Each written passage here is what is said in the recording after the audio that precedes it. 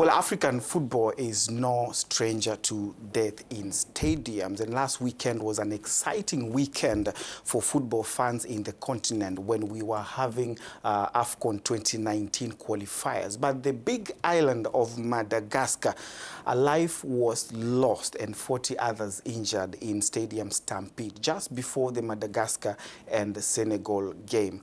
Now, this is definitely not the first such incident in the continent. It's again not even the worst. The continent has over the last few decades gotten a tragic record of stadium disasters. Ironically, insecurity, with increasing insecurity in the continent, no incident has been a result of terrorism. All these tragedies stem from poor crowd control, overzealous fan behavior, and overzealous policing.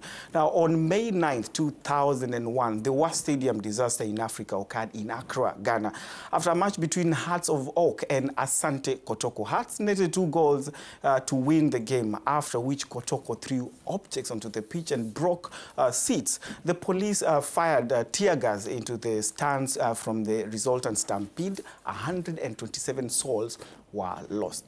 At the Stade Frederic Kibasa Maliba in Lubumbashi, DRC, local clubs Tepe Mazembe and Saint Eloi Lupopo were clashing on the 29th of April 2001. Crowd trouble ensued, and again police fired tear gas into the crowd. A total of 14 people died in the stampede that ensued.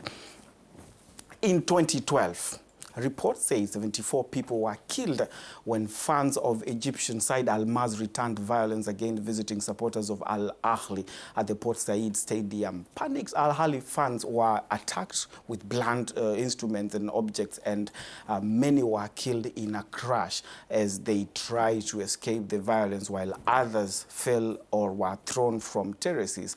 Last year, 8 fans died in a stampede at a game in Malawi, while the same number was killed in a cup final in Senegal. 2 fans were killed in South Africa during a crash at an entrance gate for a pre-season friendly between Soweto sides, Kaizer Chiefs and Orlando Pirates at Soccer City, the venue of the 2010 World Cup in July 2017. Now, those are just some of the ugly incidences that have emerged from crowd trouble in African stadium. By analysis, most of the deaths come from stampedes that stem from poor policing, like police firing tear gas into the crowd. Now, the crowd surges towards the only available exits. It has been established that due to poor ticketing systems, most of the stadiums have only a few gates open and others permanently locked. Why would you have only 3 gates open in a 60,000 capacity stadium that has over 20 gates?